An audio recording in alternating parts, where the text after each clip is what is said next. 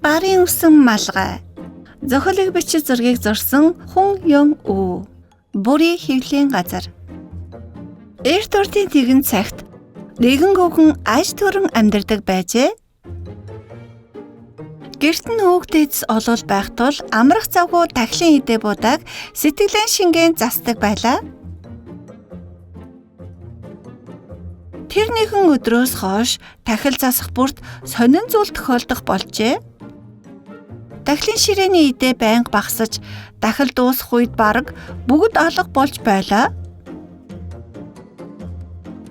Эхэндээ хүүхдээс ирээд ундаалan явж хэмээн бодоод дараагийн дахлаар илүү их идэ будаа засжээ. Гэвч их зассан ч идэ будаа бүгд алга болов. Энэ бүгд чөтгөр Түкэбигийн тоглоом гэж тэр огт төсөөлсөнгөө. Энэ гэр дахлын идэ будаа их засдгийг мэдгэх болсон чөтгөрүүд дахлын өдөр болоход бөөнөрөө цуглан хамтлаа идээд буцдаг болжээ. Гэвч чөтгөрүүд харагдахгүй байгаа нь барын үсэн малгайг өмссөн байлаа. Барын хөмсөг сахлаар хийсэн энэхүү барын үсэн малгайг өмсвөл хүнд харагдахгүй болдог нь гайхалтай. Үүнийг мэдгүй байх учиргүй даастайч гэлээ яаж ч бодсон өвгөнд сонин санагдана. Өвгдөөс үнрийг нь л зоголдог гэдэгч бэлдсэн идэ будаа бүгдийг нь идэх нь байж болно гэж үү? Энэ яах чаргагүй читгэрийн тоглоом болж таарлаа. Иймээс энэ удаагийн дахлын идэ будааг засч бэлтжгээд эвтэг хаалганы хойно нуугдан харж байхаар шийджээ. Шүн дунд болов үгүй дахлын идэ будаа бүгд алга болж эхэллээ. Харагдах зүйлгүйч ямар нэгэн зүйл ням ням хийн идэх чимээ гарч байв.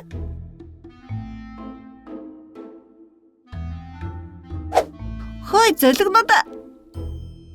Хөгшин хаалганы араас гүн гарч ирээд саваагаа эргэлдүүлэн хүчтэй цохив.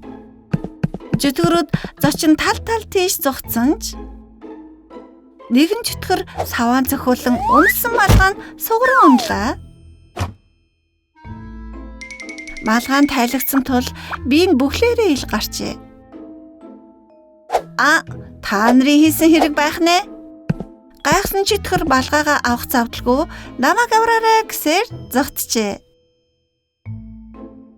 Өвгөн чөтгөрийн үлдээсэн барын үсэн малгайг эхнэрийнхээ өмнө өмсөж үзв. Тэгтээ эхнэр нь зочин "Юу вэ? Энэ өвгөн гинт хаашаа алга болчих уу?" гэж асуув. Малгайгаа тайлтал өвгөн минь энд байж байна шүү дээ гэж хэлв. Энэ малгайг өмсвөл яахын аргагүй үл үзэгдэгч болдог юм байна. Гайхамшигтай малгайг олсон өвгөн баярлаж юу хийхээ учраа мэдэхгүй байлаа. Өвгөн барын үсэн малгайг өмсөөд зах руу явлаа. Хөгжилтэйгээр дуу аялан жихрээ татаж сунгаж буу жихрийн худалдаачны урд очин хулуун жихрээс нэгийг авч амандаа хэлээ. Гэвч хэн ч юу ч мэдсэнгүй. Энэ тэрээр явж өөрийн дураар хулгай хийж эзэн ч хэн ч мэдсэнгүй. Энэ малгайг өмсвөл санаа зовлгүй хулгай хийж болох юм байна шүү дээ. Хөөх, яагаад заавал хулгай хийхийг мөрөөдчих вэ? Дараагийн өдрөөс эхлэн өвгөн барын үсэн малгайг өмсөн хулгай ихээр явлаа. Дэлгүүрээр тойрон мөнгө, үнэтэй зүйлсийг чухалгаалах болжээ. Дэлгүүрийн эзэд өвмэн самун болов. Нүднийх нь өмнө мөнгө, эд зүйлс алга болж байхад хулгайч хаашаа алга болсныг мэддэхгүй, харагдахгүй байгаа нь үнэхээр гайхалтай байлаа. Өдөр бүр хулгай хийсээр гэрт нь мөнгө, үнэтэй зүйлс уул уушиг боллоо. Өвгөн барын үсэн малгай ачаар нүд эрэмхийн зуурт баян болжээ. Гэвч нүдэ нэмэгцэл хулгай хийх хүсэл төрж Өгзгөн өндөлзөн аран захтнаж зах ажиллах өдөр болохоор л аянга цахилгаан шиг зах руу гүйдэг болов. Тэр нэгэн өдөрч хандлаа хулгай хийж байсан чинь гидсэн өлсөж эхлэв. Хоолны газарт орж яг хоолоо халбагдахын дагаан дээр тайж тавьсан малгаан дээр нь хажуугийн хүний тамхины гал унав. Оо, энэ юу вэ? Яарвчлан галыг унтраавч малгаанд зоосны нүх шиг хэмжээний нүх гарчхав. Гэртээ ирээд ихнэрээрээ балгааг нөхөж өгөхийг гуйхад улаан давгаар нүхийг нь нөхөв. Тэгвэл барын усан малгааг өмсгөхөд өвгөн харагдахгүй ч нүхийг нь нөхсөн улаан дав нь харагдаж байлаа. Тэр цагаас хойш өвгний явсан газарт улаан даваа харагдах болов. Тосгоноор улаан даваа үзэгдвэл хулгайч орж ирсэн гэдэг цууд харжээ.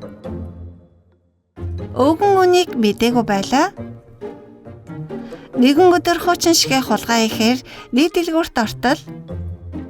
Дэлгүүрийн эзэн агаарт явж буй улаан давааг харчихав. Оо, энэ нөгөө улаан даваа байна. Алуу, чамд нэг үзүүлээд өгье. Дэлгүүрийн эзэн гаансаараа улаан давааг чанга чинь балбаж гарав.